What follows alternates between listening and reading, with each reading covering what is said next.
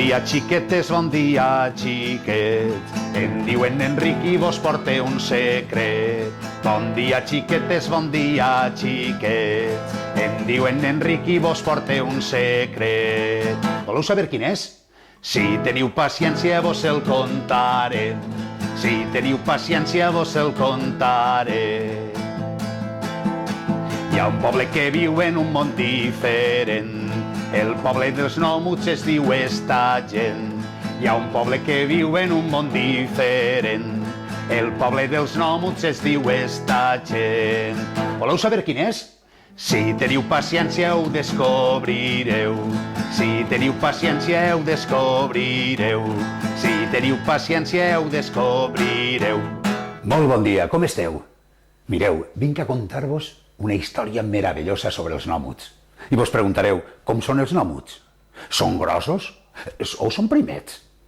Viuen en un calaix o viuen en un estel? Teniu curiositat per saber com són? Mireu, jo sóc una persona molt curiosa. Si teniu paciència, vos ho explicaré al final del conte. Soc curiós, com vos he dit, perquè sóc igual que el protagonista del nostre conte. Teniu curiositat per saber qui és? Mireu, li diem Tronet, el príncep Tronet, fill del rei Tronat, rei nòmut.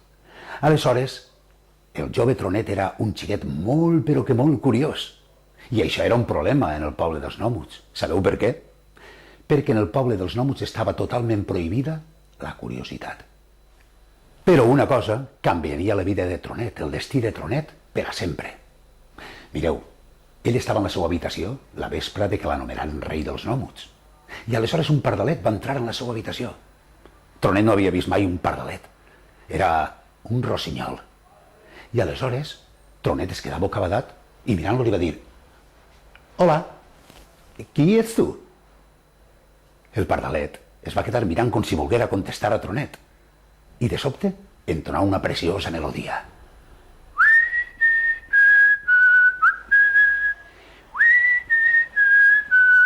El dia següent era la presentació del príncep Tronet. La plaça del poble estava plena de gom a gom. Aleshores, son pare, el rei Tronat, prengué la paraula. «Habitants del poble nòmut, vos presente a l'hereu de la corona, el príncep Tronet». Aleshores Tronet se'n recordà de la melodia que el pardalet li havia cantat i ell començà a agafar aire i començà a xiular-la.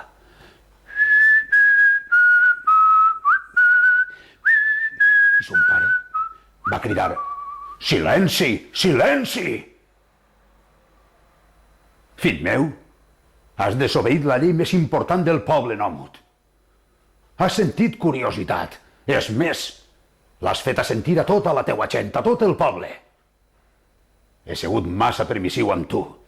Ara, dec aplicar i dec de fer complir la llei. Des d'ara, estàs expulsat del poble nòmut per a sempre». I així va ser, com al matí següent, Tronet es va veure a l'altre costat de la muralla, amb un farder de roba, un poquet d'aigua, un poquet de menjar. El pardalet va eixir al seu encontre. Aleshores Tronet estava una miqueta enfadat amb ell. Però bé, començà a volar el pardalet i ell el va seguir. S'endinsaren per dins del bosc i anaren a parar a la cova, a una cova molt gran, enmig de la qual hi havia una gran foguera i un perol bullint. Seria això el foc? Tronet, que era un xiquet molt curiós, es va sentir atret per les flames. Aleshores va apropar al foc, va allargar la mà. «Au! Em fa mal! Què és això? Ai, la meua mà!» La mare bruixa que estava dins va eixir i li va fer: «Vaja, jovenet, que bajoco eres! Et fa mal perquè has tocat el foc? Escolta, no em tens por?» Aleshores Tronet va dir: «Por? Por? Per què tenia que tindre por?» «Vaja, quina gràcia! Si no em tens por, al final les bruixes quedarem sense feina!» I la mare bruixa començà a cantar-li una cançó per explicar-li a Tronet el que era la por.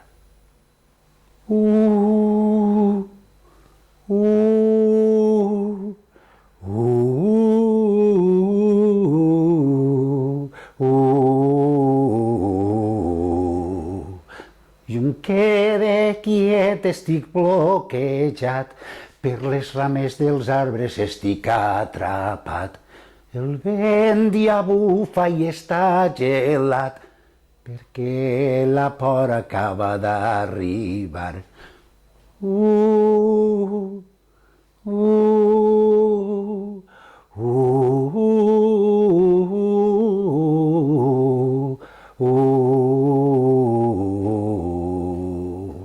Tronet continua el seu camí acompanyat del seu pardalet. Aleshores arribaren a un poble que estava tot inundat d'aigua. Era com una illa enmig d'un llac. Sols es veia del poble la punteta del campanar i dalt sabeu què hi havia una xiqueta jove plorant, plorant i plorant sense parar. Aleshores Tronet es va apropar i va dir: «Uau, és impressionant! Tot està aigua així dels teus ulls!» La xiqueta es va quedar mirant-lo i li va dir: «No, són els monstres que han atacat el meu poble. Jo estava al bosc fent rovellons i quan he tornat he vist totes les cases cremades. No hi havia cap rastre de la meva família. Estic plorant de tristesa». Tronet va dir: «Tristesa? Això què és la tristesa?» I aleshores la joveneta li ho va explicar cantant-li una cançó. I ara que estic sola, mire cap al cel i juntant les estrelles busque el meu entorn. Mira cap a dalt, mira cap al bosc, si veus dos estrelles són l'aigua dels meus plors.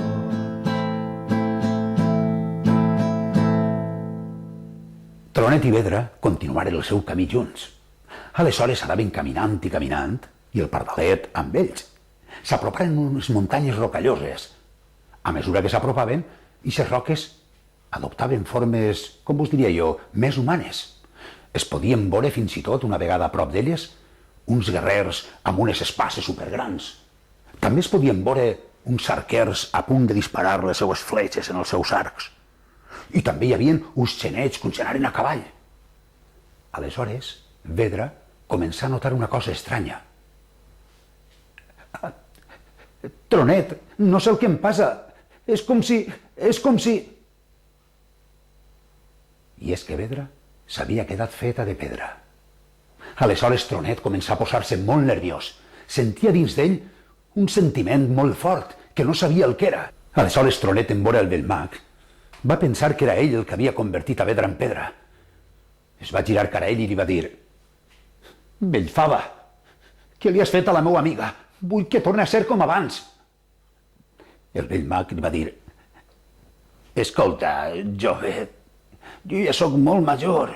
Sí, ho estic intentant, ho he intentat tot, però no puc aconseguir-ho.